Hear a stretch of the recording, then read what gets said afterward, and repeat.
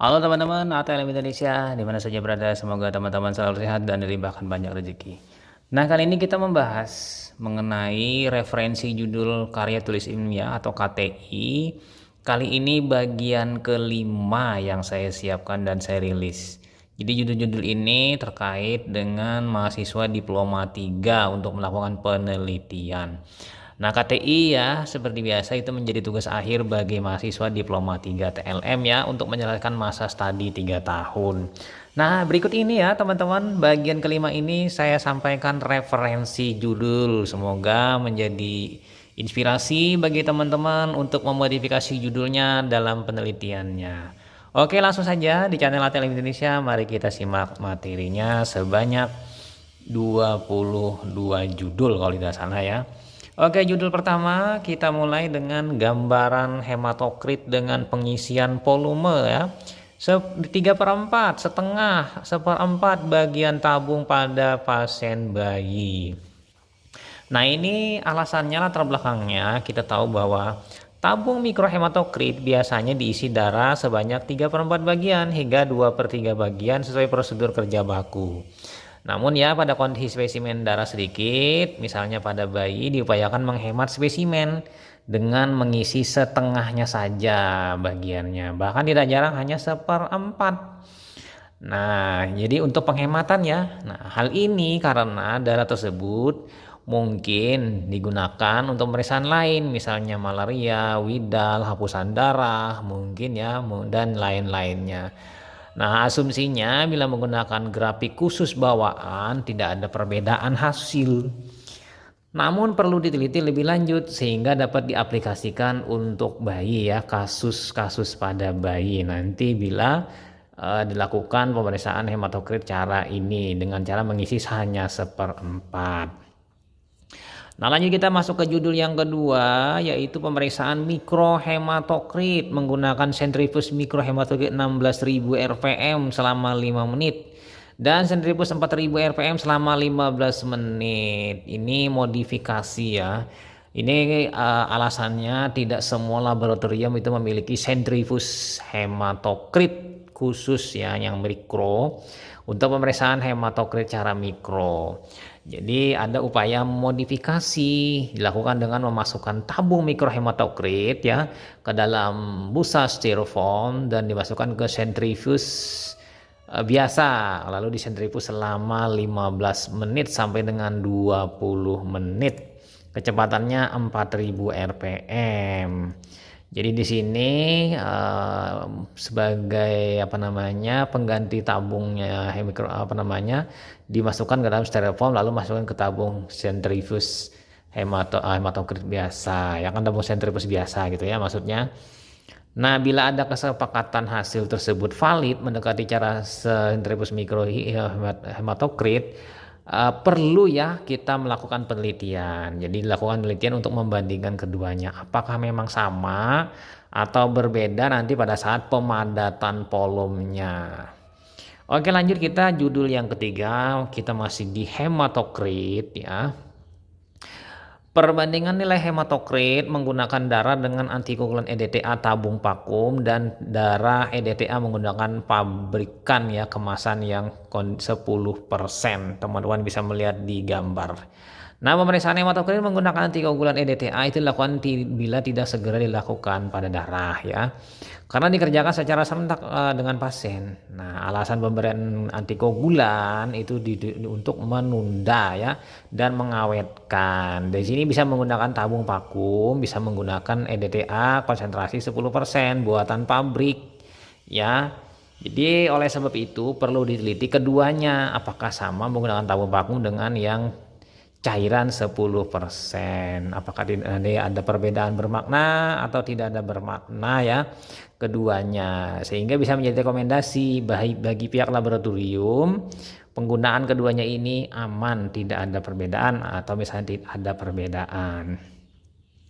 Nah, kita pindah lanjut ke judul yang nomor 4, gambaran kadar hematokrit pada remaja usia sekolah jenjang SMA atau MA. Alasannya di sini anemia dapat saja terjadi pada usia produktif sekolah di kalangan remaja, terutama pada remaja putri. Nah, hal ini terkait dengan asupan makanan, aktivitas ya kan, kebutuhan selama pertumbuhan hingga mungkin penyakit yang pernah diderita. Lalu siklus menstruasi juga pada kelompok perempuan. Oleh sebab itu perlu dilakukan penelitian derajat anemia dengan menggunakan pengukuran hematokrit. Karena hematokrit ini untuk mengukur anemia lebih teliti ketimbang hemoglobin atau eritrosit. Nah, kita lanjut lagi ya yang nomor 5 yaitu masih di hematokrit, perbandingan kadar hematokrit menggunakan tabung mikro berisi heparin dan tanpa heparin menggunakan antikoagulan EDTA. Nah, di sini tabung mikrohematokrit pada prinsipnya terbagi menjadi dua ya. Ada yang tutup berwarna biru dan tutup berwarna merah. Nah, di situ berbeda keduanya ya. Ada yang pakai heparin, ada yang tidak pakai heparin. Nah, jadi di sini penggunaan ini berbeda karena selama ini kan menggunakan heparin langsung dari kafiler. Sementara yang kosong, yang plain itu biasanya menggunakan darah vena antikoagulan. Lalu yang jadi pertanyaan bagaimana keduanya tadi diperiksa secara bersamaan dengan spesimen yang sama darahnya ya, apakah terjadi perbedaan atau berbeda karena perlakuannya berbeda, ada yang pakai EDTA, ada yang pakai heparin. Oke ya, itu kira-kira ke nomor 5. Sekarang kita lanjut ke yang nomor 6. Penelitiannya judulnya adalah perbandingan jumlah dan morfologi eritrosit, trombosit, neutrofil pada darah menggunakan antikoagulan K3 EDTA dan K2 EDTA tabung vakum. Nah, sel darah itu akan mengalami perubahan morfologi setelah keluar dari tubuh. Terlebih bila tidak segera diperiksa, bahkan diberi zat antikoagulan. Nah, penggunaan jenis EDTA menjadi pilihan karena minimal dalam perubahan dibandingkan yang lain. Nah, ini kelebihan EDTA ya. Tapi di sini EDTA ada variannya. Nah, penggunaannya ada jenis K3 dan K2 EDTA, walaupun ada varian lain yaitu Na2 EDTA. Nah, ini menjadi hal yang berbeda karena sifat K3, K-nya 3 buah berarti kaliumnya lebih banyak, artinya lebih alkali sedikit ketimbang K2 EDTA yang berakibat terjadi perubahan pada komponen darah. Jadi di sini dilakukanlah proses perbandingan keduanya. Apakah sama atau berbeda secara jumlah dan morfologinya. Nah, kita pindah lanjut ke nomor 7 judulnya. Perbedaan nilai hematokrit segera dan ditunda 1 dan 2 jam menggunakan darah EDTA. Nah, pemeriksaan darah itu dapat saja ditunda karena pemeriksaan itu dilakukan secara bersamaan yang diinginkan ya. Hal ini karena apa? Keterbatasan alat, keterbatasan tenaga, dan metode yang masih konvensional, misalnya di unit pelayanan dasar ya. Nah, penundaan waktu biasanya rata-rata sekitar 1 jam sampai 2 jam tergantung jumlah pasien yang datang. Apabila masih banyak berarti 2 jam, apabila tidak begitu banyak mungkin tertunda 1 jam. Akibatnya sel-sel akan mengalami perubahan yang ada dalam darah bila tidak segera diperiksa, sehingga akan mempengaruhi hasil pemeriksaan. Salah satunya yang terpengaruh di sini adalah nilai hematokrit. Nah, bentuk eritrosit, gaya Rullock hingga pengaruh volume plasma akan berakibat pada pemadatan kolom eritrosit dalam tabung hematokrit mungkin berbeda. Yang segera berbeda mungkin 1 jam berbeda dengan 2 jam berbeda. Akibatnya di sini perlu ya kita melakukan penelitian untuk membandingkan penundaan tadi 1 jam, 2 jam dan segera. Oke, lanjut lagi kita masuk ke judul yang nomor 8 yaitu pada ibu hamil, yaitu profil indeks anemia pada ibu hamil trimester 3 di puskesmas. Di titik puskesmas apa tinggal teman-teman sebutkan. Nah, ibu hamil yang mengalami anemia itu menjadi hal penting sering terjadi ya. Kejadian anemia itu banyak pada ibu hamil. Usia kehamilannya bertambah akan menyebabkan anemia terlihat nyata. Hal ini karena di samping asupan terbagi menjadi 2 bagian, si ibu dan si bayi, juga terjadi karena hemodilusi, pengenceran darah akibat penurunan albumin. Anemia yang terjadi bisa saja karena kurang zat besi yang berakibat anemia mikrositik hipokrom. Tapi tidak mesti anemia kurang zat besi menyebabkan anemia mikrositik hipokrom. Nah, di sini kita bisa melihat apakah semuanya itu mengalami anemia mikrositik hipokrom atau mungkin Anemianya jenis lain, misalnya normositik normokrom atau makrositik normokrom misalnya, tergantung nanti ya. Nah, di sini kita ingin melihat profilnya bagaimana pada ibu hamil trimester 3. Lanjut kita ke soal ke judul yang nomor 9. Perbandingan pemeriksaan malaria mikroskopik dan metode ICT card test. Nah, malaria cara SLED mikroskopik itu masih menjadi andalan utama dalam menegakkan diagnosis kasus malaria. Ya, dia sebagai gold standard. Metode ICT card test merupakan hal yang baru dalam menegakkan malaria dengan cara mendeteksi antigen atau antibodi di dalam darah. Antigen di sini ya yang terlarut dalam darah. Jadi di sini mendeteksi plasmodiumnya langsung berdasarkan protein yang diambil dari diekstraksi untuk dimurnikan. Nah, pastinya di sini karena deteksinya berbeda. Kalau mikroskopik melihat plasmodiumnya, kalau ICT card ini mendeteksi antigennya, jadi akan berbeda nanti. Oleh sebab itu ya perlunya dilakukan uji perbandingan sensitivitas, spesifisitas, ya kan? Nilai prediksi positif, nilai prediksi negatif pada kedua metode tersebut. Mana yang paling bagus? Jadi di sini sebenarnya sebagai pendatang baru adalah ICT. Jadi ICT dibandingkan dengan gold standar mikroskopik.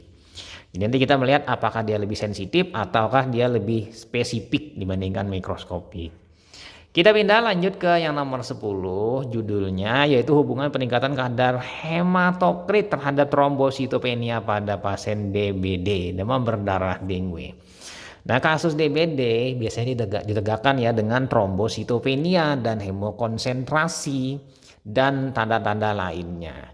Jadi umumnya untuk penanda laboratorium itu ya keduanya saling terkait. Apabila trombositopenia biasanya juga hemokonsentrasi. Demikian sebaliknya. Nah, di sini kita melihat hubungan keduanya. Apakah setara atau berselisih atau berbeda. Jadi oleh sebab itu ya perlu dilakukan penelitian hubungan keduanya pada pasien demam berdarah dengue. Jadi nanti teman-teman menghitung jumlah trombosit dengan hematokritnya dibandingkan ya apakah dia sama-sama bersilang ya, ada yang naik ada yang turun. Nah, kita pindah lanjut ke judul selanjutnya yang nomor 11. Gambaran telur cacing pada air bekasan cucian sayur di warung siapa misalnya. Nah, di sini teman-teman bisa melihat sayur itu dicuci dulu ya, dicuci dengan air karena risiko terkontaminasi telur cacing. Jadi soil transmitted helminthes atau larvanya ya di sini melalui tanah atau melalui air atau melalui sayurnya tersebut langsung. Mungkin saja karena penggunaan pupuknya dari feses ya, feses manusia yang terinfeksi cacing bisa saja. Sehingga terjadi itu atau memang di sekitar area di situ memang terjadi penularan cacing ya di tanah tadi. Nah, kebiasaan mencuci sayur akan terhindar dari cemaran telur cacing dan larvanya. Nah, tapi di sini yang ingin diteliti adalah air bekas cuciannya tadi kita teliti sebagai bukti risikonya. Lalu kita menemukan nanti telur cacing dan larvanya mungkin ya dengan teknik nanti konsentrat flotasi ya kan sentrifugasi bisa juga untuk mendapatkan telur cacing. Oke, lanjut ya, sudah 11 judul, kita pindah ke judul 12-nya, judul KTI yaitu pengaruh lama pembendungan vena selama 1, 2, 3 menit pada pengambilan darah vena pasien anak terhadap kadar hemoglobin, leukosit dan trombosit. Nah, ini saya sengaja membuat judulnya ini ganda. Ini ya, tapi nanti bisa dilakukan penelitian dipecah. Mungkin saja teman-teman menelitinya pengaruh lamanya pembendungan vena ya. 1 jam, 2 jam, 3 jam terhadap hemoglobin. Peneliti pertama. Peneliti kedua terhadap leukosit. Peneliti ketiga terhadap trombosit. Peneliti keempat terhadap eritrosit. Ya kan? Nah, ini jadi dibagi menjadi 4 peneliti ya untuk judul ini. Ya kan? Oke, di situ ya. Nah, pastinya di sini pembendungan ya yang lama itu sebenarnya akan berakibat terjadi hemokonsentrasi setempat. Sehingga akan meningkatkan kadarnya dalam darah saat dilakukan pemeriksaan darah rutin. Ya kan, lama terbendung. Ya, Pembendungan yang lama ini dapat terjadi pada hal berikut ini, misalnya pasiennya tidak kooperatif, misalnya pada anak susah diatur, tidak mau ya diambil darah tapi tourniquet sudah terpasang. Yang kedua, petugas terlalu lama mencari vena, mungkin sulit ya. Yang ketiga, penusukan yang lama mencari vena, artinya jarumnya ini berjalan mencari vena. Yang selanjutnya yaitu penyedotan darah yang tidak lancar. Jadi ada 4 hal ini yang mempengaruhi terhadap teknik pengambilan darah. Nah, ini kira-kira teman-teman bisa memilahnya yang mana yang menjadi judul andalan teman-teman. Oke, lanjut lagi ya teman-teman di judul 13 yaitu gambaran daya bunuh ekstrak rebusan daun putri malu terhadap larva nyamuk. Kebetulan nyamuk sini yang kita pilih adalah culek karena culek ini lebih nyaman dicari, dia di tempat yang air kotor juga sudah bisa ditemukan. Nah, kita tahu ya ekstrak rebusan daun putri malu itu memiliki kemampuan dalam mematikan larva nyamuk dalam konsentrasi tertentu. Nah, perlu dilakukan penelitian eksperimen untuk mengetahui kadar efektif dalam yang bisa digunakan dalam waktu singkat membunuh larva nyamuk culek. Jadi tinggal teman-teman bisa melihat di situ bagaimana caranya. Oke, lanjut ya, kita masuk ke yang 14, itu judul KTI-nya yaitu perbandingan hasil pewarnaan gram ya di sini menggunakan zat warna yang baru dibuka kemasannya, yang kedua terbuka kemasannya 1 bulan dan expired date 1 bulan. Jadi di sini teman-teman tinggal mengkondisikan mau yang bagaimana, apakah nanti ada yang expired date-nya 2 bulan bisa teman-teman masukkan, tapi di sini misalnya kemasan terbuka tidak digunakan misalnya, tergantung nanti ya peneliti pertama seperti itu, peneliti kedua bagaimana, peneliti ketiga, jadi sini bisa menelitinya sebanyak 3 orang. Nah, kita tahu ya keterbatasan logistik dan anggaran itu dapat menjadikan muncul modifikasi penggunaan reagensia dalam melakukan pemeriksaan terhadap spesimen pasien, dan dia di sini ada melakukan penghematan. Jadi yang expired date ini bisa digunakan kembali ya dengan cara kita harus meneliti dulu. Nah, salah satunya penggunaan zat warna untuk pewarnaan gram yang berbeda masa penggunaan. Ada yang baru dibuka, ada yang telah dipakai ya 1 bulan, ada yang expired date. Ada yang mungkin bisa nanti menggunakan yang dipakai 1 bulan, 2 bulan, 3 bulan dengan yang baru, bisa diteliti seperti itu. Ada yang meneliti yang baru dengan expired date 1 bulan, 3 bulan, 3 bulan ya kan, tergantung nanti teman-teman mau meneliti arahnya kemana. Ini penelitinya bisa berempat atau berlima, tergantung maunya dibawa kemana. Karena dengan penelitian ini teman-teman bisa lebih hemat untuk pembelian reagennya, karena reagennya cukup dibeli atau meminta yang expired date. Oke, lanjut lagi ya, kita masuk ke judul yang selanjutnya untuk KTI nomor 15. Identifikasi bakteri Escherichia coli pada es cendol yang beredar di kota titik-titik, misalnya kota di tempat teman-teman. Nah, kita tahu ya penggunaan air sebagai bahan baku membuat cendol itu dapat saja menjadikan penularan bakteri Escherichia coli di kalangan pembeli yang akan mengalami masalah kesehatan pada saluran cerna. Kita tahu mungkin airnya bisa menggunakan air yang mentah atau terkontaminasi cemaran feses, misalnya air sungai atau air yang kurang bagus higienisnya. Terutama juga di sini bisa berpengaruh ke es batunya atau ke air santannya atau ke air gulanya. Entah yang mana nanti dari sini kita bisa melihat menyimpulkan kemungkinan adanya kontaminasi. Jadi perlunya identifikasi bakteri ini menggunakan teknik MPN coliform. Ini penelitian pertama hanya MPN coliform. Peneliti kedua nanti MPN coli ya. Peneliti selanjutnya bisa langsung ke uji biakan biokimia bakteri ya terhadap gula-gula invik dan menggunakan nanti serotype ya, mungkin menentukan jenis E. coli-nya entah monovalen atau polivalen. Jadi tergantung nanti ya, ini dari sini bisa kita melakukan penelitian 2 hingga 3 orang. Mungkin bisa juga di sini disisipkan dengan spesimen yang sama-sama dengan menambahkan misalnya total plate count TPC ya, lempeng ya, di situ angka jumlah pada lempeng. Nah, lanjut kita pindah ke judul yang nomor 16. Perbedaan kadar AST dan ALT pada spesimen darah yang ditampung menggunakan tabung vakum tutup merah dan tabung tutup kuning gel ya, separator ya, SST. Nah, tabung tutup kuning itu mengandung gel separator sehingga proses pemisahan lebih cepat, sehingga digunakan oleh banyak laboratorium pada kasus sitolaboratorium. Ini biasanya digunakan misalnya pada malam hari atau sore hari, sementara yang tabung pagi itu biasanya tabung warna merah ya seperti itu. Nah, tabung tutup merah ini bersifat plain, kosong, ya kan dasar dia ya. Sehingga proses pemisahan lebih lambat karena tidak ada cloud aktivator, tidak ada gel pemisah ya kan.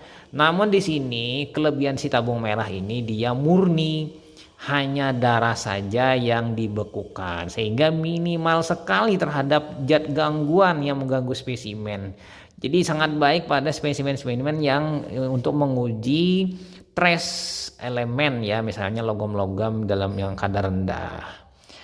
Oke, lanjut kita pindah ke selanjutnya, judul nomor 17 untuk KTI, analisis kadar pemanis siklamat pada minuman zeli yang dijual di pasaran.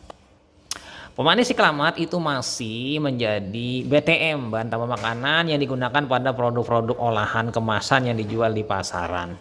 Nah, siklamat walaupun aman digunakan, namun pada kondisi kadar tinggi dapat membahayakan kesehatan. Nah, teknik pengukuran kadar menggunakan metode ekstraksi dalam bahan dan dilakukan penentuan kadar secara titrimetri. Bisa menggunakan ini adalah titrasi volumetri, ya kan, kadar siklamat.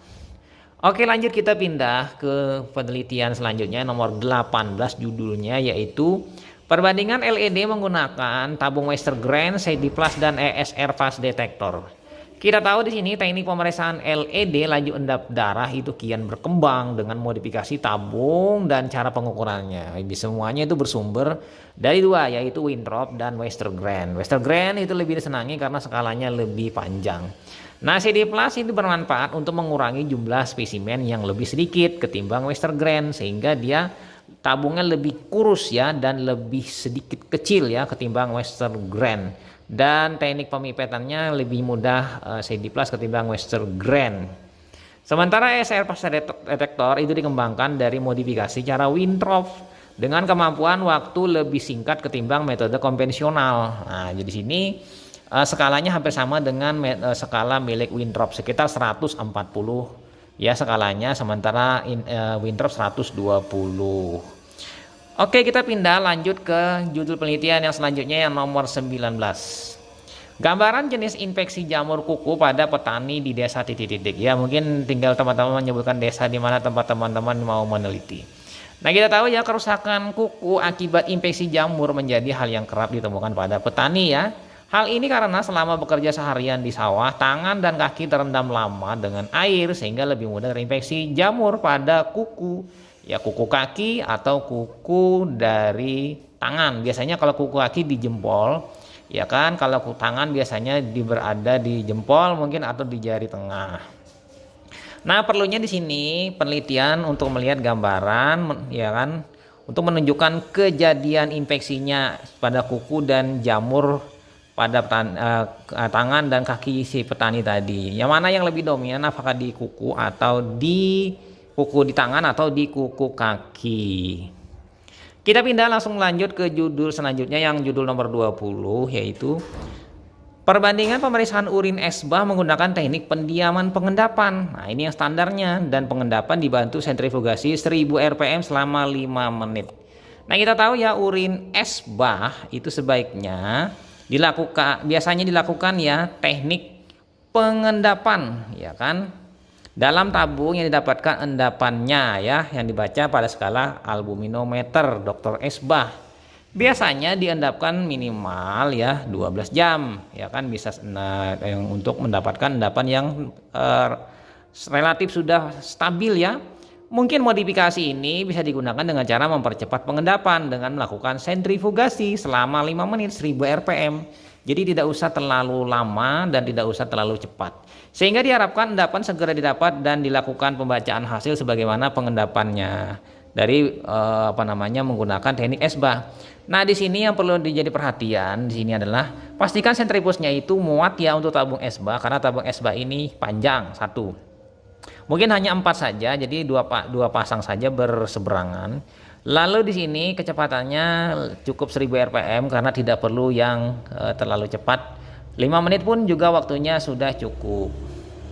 Oke ya, kita pindah lanjut ke judul nomor 22 untuk penelitian, yaitu gambaran indeks anemia pada pasien dengan terinfeksi malaria. Nah, pasien dengan terinfeksi malaria akan mengalami hemolisis berlebih sel eritrositnya sehingga akan mengakibatkan anemia hemolitik. Pengukuran hemoglobin hematokrit hitung sel eritrosit akan digunakan untuk menentukan kadar MCP, MCH, dan MCHC sehingga dapat diketahui jenis anemianya. Nah, mungkin saja nanti anemia berat dapat terjadi pada infeksi Plasmodium falciparum ketimbang Plasmodium vivax. Jadi di sini gambarannya nanti kalau ketemu Plasmodium falciparum dan vivax nanti dibedakan mana yang lebih berat ya anemianya, kemudian anemianya jenis apa, apakah makrositik hipokrom, mikrositik normokrom, atau normokromic normositik, atau mikrositik hipokrom, tergantung nanti jenis-jenis anemia yang mungkin dihitung berdasarkan indeks MCP, MCH, dan MCHC. Oke, kita pindah ke judul terakhir, judul nomor 22. Gambaran leukosituria pada pasien ibu hamil trimester 4. Jadi nanti ini penelitiannya bisa trimester 1, trimester 2, atau trimester akhir bisa juga. Tergantung nanti ya trimesternya, tinggal teman-teman memilihnya. Jadi di sini bisa penelitiannya berdua atau bertiga ya. Di sini kita tahu ya penghitungan jumlah sedimen leukosit penting untuk mengetahui leukosituria yang terjadi pada kehamilan. Nah, kehamilan kerap sekali terjadi keputihan dengan banyak ditemukannya leukosit dalam urin. Nah, di sini pastinya teknik penghitungan dapat dilakukan dengan konvensional menggunakan LPK, LPB. Ini satu penelitiannya. Satu orang ya. Peneliti kedua menggunakan Charkova, menggunakan kamar hitung. Teman-teman bisa melihat pada gambar ya yang menggunakan kaca akrilik. Nah, pada gambar itu. Jadi teman-teman tinggal melakukan penelitian berdua atau bertiga atau berempat berdasarkan trimester, tadi berdasarkan caranya konvensional dengan KOVA ya kan, atau dengan teknik yang lain, misalnya menggunakan teknik kamar hitung infrared Neubauer sebagai modifikasinya bila tidak memiliki cara KOVA ya tadi Sihyung. Oke ya, kira-kira itu saja teman-teman, 22 judul karya tulis ilmiah bagian kelima yang bisa saya bagikan, saya rilis kepada teman-teman. Semoga bermanfaat, selamat meliti, sampai jumpa di video-video selanjutnya. Saya Ahmad Le pamit, sampai jumpa, bye.